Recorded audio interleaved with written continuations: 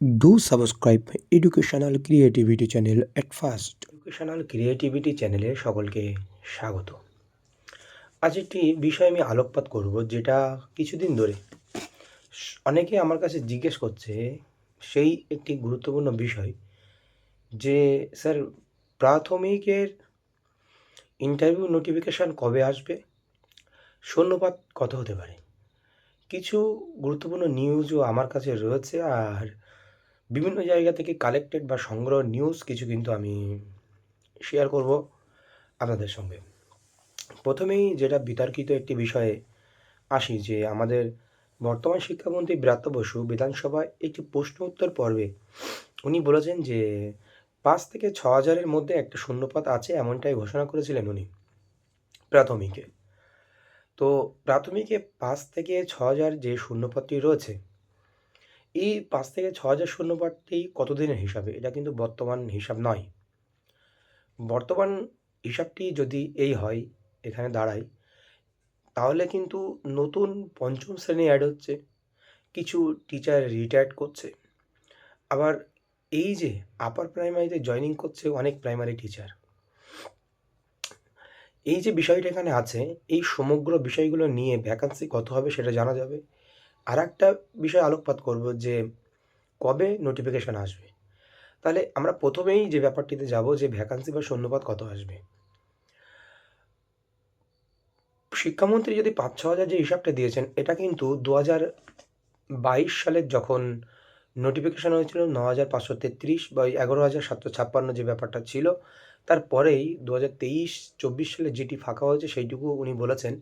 উনি যেখানে এটা বলেছেন পিটিআর দেখে, পিপুল টিচার রেশিও দেখে, অনলাইনে মারফত উনি খবর নিয়েই কিন্তু উনি ওটা বলেছেন।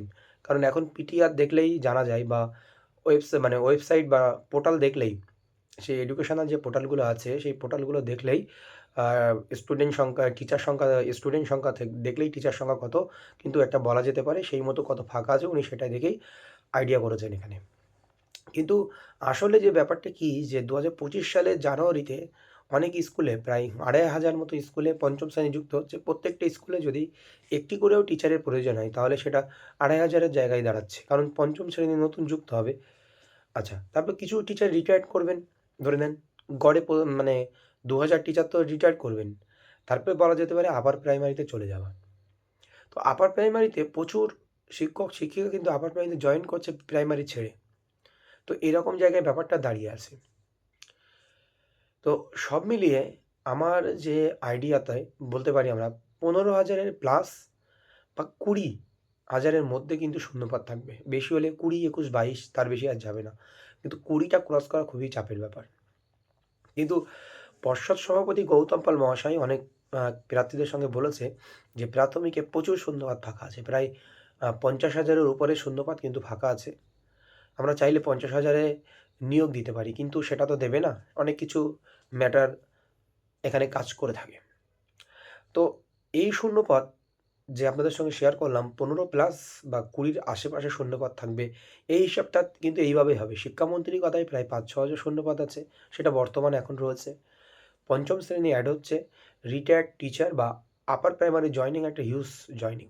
এবার নোটিফিকেশান কবে আসবে? এক্ষুনি নোটিফিকেশান দিচ্ছে না, এটা কিন্তু ক্যান্ডিডেটের পক্ষে একটু হলেও ভালো। আমরা যে আশাহত হচ্ছি নোটিফিকেশান কবে আসবে, কারণ খুব তাড়াতাড়ি উচ্চশ্রী পোর্টাল চালু হবে। সেই পোর্টালের মাধ্যমে মিউচুয়াল ট্রান্সফার হবে, বা মেডিকেল গ্রাউন্ডে বা জেনারেল গ্রাউন্ডে ট্রান্সফার হবে। সেই ট্রান্সফারগুলো হওয়ার পরে কিন্তু মানে কোথায় কি শূন্যপদের একটা রদবদল হবে, সেটাও কিন্তু এডুকেশন দপ্তর বা কমিশন জানতে পারবে। এরপরে কিন্তু আহ, সঠিকভাবে ডিসিশন নিতে পারবে। যে বিকাশ ভবন থেকে শূন্যপদ জানা যাবে, ডিপিএসসিগুলোতে পাঠানো হয়েছে, সেই ব্যাপারে একটি তথ্য কিন্তু আমরা জানতে পেরেছিলাম, এমনকি পর্ষদ সভাপতি বলেছিলেন সোশ্যাল মিডিয়াতে। তো এখন একটা জিনিস অনেকে ডিপিএসসি থেকে খবর নিয়ে বলছে, আজ যেমন একটা নিউজ আমরা দেখলাম, যে পূর্ব মেদিনীপুর ডিপিএসসির চেয়ারম্যান বলেছেন যে জানুয়ারিতে ইন্টারভিউ নোটিফিকেশান আসবে। আর পূর্ব মেদিনীপুরে শুধু শূন্যপদ থাকবে প্রায় 1,000। কিন্তু একটা জিনিস বলে রাখি, যে ডিপিএসসি চেয়ারম্যান বলতে পারে না যে এই দিনই এই মাসেই নোটিফিকেশান আসবে বা এত শূন্যপদ হতে হবে ডিপিএসসির চেয়ারম্যান বলাটা খুব দুষ্কর। শূন্যপদের সংখ্যাটা বললেও এই জেলায়, কিন্তু কবে আসবে সেটা বলাটা খুবই দুষ্কর। তো সেই জন্য একমাত্র বিকাশ ভবন থেকে কত শূন্যপদ আসবে বা কবে আসবে সেটা প্রাথমিক পর্ষদ কিন্তু গ্রিন সিগন্যাল দিতে পারে, তারপরে আমরা জানতে পারবো যে কবে আসবে। এখনই বলার ব্যাপার নয়। তার মধ্যে একটা জানুয়ারিতে আসবে এটা আমরা জানতে পারছি বিভিন্ন সোশ্যাল মিডিয়া মারফত, বিভিন্ন জায়গায় আমরা। কিন্তু একটা জিনিস শুনুন, ওবিসি মামলা, ওবিসি মামলার জন্য কিন্তু নিয়োগ প্রক্রিয়া আটকে নেই। কিন্তু ওবিসি মামলাকে ইস্যু করে আমার মনে হয় না নিয়োগ প্রক্রিয়া এক্ষুনি শুরু হবে বা নোটিফিকেশান আসবে ওবিসি যতদিন না মিটবে। ৭ই জানুয়ারি আবার ডেট আছে। ৭ই জানুয়ারি কি স্থগিত আসবে? এরকম একটি ব্যাপার। এখান থেকে দুদিন আগে একটু নোটিশ হয়েছিল যে পিএসসি সমগ্র পরীক্ষা বা ওয়েস্ট বেঙ্গলের বিভিন্ন নিয়োগ কিন্তু ওবিসি মামলার জন্য আপাতত আটকে থাকবে, ওবিসি মামলার জন্য হয় না। এটা কিন্তু কথা এসেছিল। তাহলে কবে এই নোটিফিকেশান হবে? এই নোটিফিকেশান কবে হবে এটা বলা কিন্তু খুবই দুষ্কর। কিন্তু আমার মনে হয় না ওবিসি মামলা মিটলে, যতদিন না মিটবে ততদিন নোটিফিকেশান হবে। তো সুপ্রিম কোর্টে ওবিসি মামলা কবে মিটবে সেটাই হচ্ছে আমাদের দেখার বিষয়। এইবার আরেকটা বিষয় আমার বলতে ইচ্ছা জাগলো যে এই যে 2022 টেট যারা পাশ করেছে, প্রায় এখানে 1.5 লক্ষ প্রার্থী এখানে পাশ করেছিল। তার মধ্যে কিন্তু এনওএস ছিল প্রায় 5400 মতো, বিএড ক্যান্ডিডেট 91-92 হাজার মতো, টোটাল ক্যান্ডিডেট 1.5 লক্ষর উপরে। তো এখন বর্তমান আমরা যেটা দেখতে পাচ্ছি প্রায় 52,000 ক্যান্ডিডেট কিন্তু এখন পাশ করে আছে, 52 থেকে 54,000। কিন্তু 2022 টেট পাস ঐক্য মঞ্চ সবসময় দাবি করে এসছে যে আমাদের 50,000 শূন্যপদে নিয়োগ দিতে হবে, নাহলে সবাই নিয়োগ পাবে না।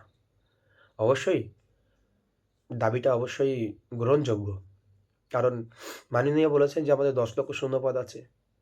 প্রাথমিকে বলা যেতে পারে প্রায় 1 থেকে 1.5 লক্ষ শূন্যপদ আছে, কিন্তু গভর্নমেন্ট পূরণ করবেন না। 50,000টা অবশ্যই গ্রহণযোগ্য, কিন্তু 50,000 শূন্যপদটা আসাটাও খুবই কঠিন ব্যাপার। কারণ আমরা দেখেছি শুধুমাত্র 2012 সাল থেকে এই পর্যন্ত যতগুলো টেট সংগঠিত হয়েছে ওয়েস্ট বেঙ্গলে, যত নিয়োগ হয়েছে তার মধ্যে প্রাথমিকে নিয়োগ সবচেয়ে বেশি হয়েছে। আমরা যদি 2012 সালের নিরিখে দেখি, 2012 সালে যে টেটটি সংগঠিত হয়েছিল সেই টেটের নিয়োগ কিন্তু 2014 সালে হয়েছিল, প্রায় 18,000 শিক্ষক শিক্ষিকা সেখান থেকে নিয়োগ হয়েছিল, নোটিফিকেশান এসেছিল। সেখানে শূন্যপদ পূরণ হয়নি 17 কি 18,000। তারপরে 2014 সালে যে টেটটা হওয়ার কথা ছিল 2015 সালে সংগঠিত হয়েছিল, 2017 সালে নিয়োগ হয়েছিল, বা যথাক্রমে প্রশ্নভুল মামলার মধ্য দিয়ে 2022 সালেও নিয়োগ হয়েছে সেখান থেকে 738, 196 এইভাবে বা 86 জন। সেগুলো নিয়ে কিন্তু আবার প্রশ্নভুল মামলা নিয়ে চ্যালেঞ্জ হয়েছে, সেখানে 42,000 টিচার। তাহলে 42 আর 48 আমরা 18 যদি ধরি, তাহলে 60,000 টিচার নিয়োগ হয়েছে। তারপরে কিন্তু ঠিক 2020 সাল বা 21 সালে এসে 2014 সালে টেট পাস দিয়ে আবার নিয়োগ হয় 16,500, যেখানে 3,500 মতো এখনও সুপ্রিম কোর্টে পেন্ডিং পড়ে আছে 5% অ্যাডিশনাল প্যানেল বা ওগুলো নিয়োগ করেনি বলে। তাহলে এখানে 13,000 14,000 মতো নিয়োগ হয়েছে, তাহলে এই হলো আমার 74,000। এরপরে এই 11,756, তাহলে 74,000 আর 11,756 আমি রাউন্ড ফিগারে 85,000 ধরে নিলাম। তাহলে এই 10 থেকে 12 বছরে ওয়েস্ট বেঙ্গলে 85,000 প্রাথমিক শিক্ষক শিক্ষিকা নিয়োগ হয়েছে।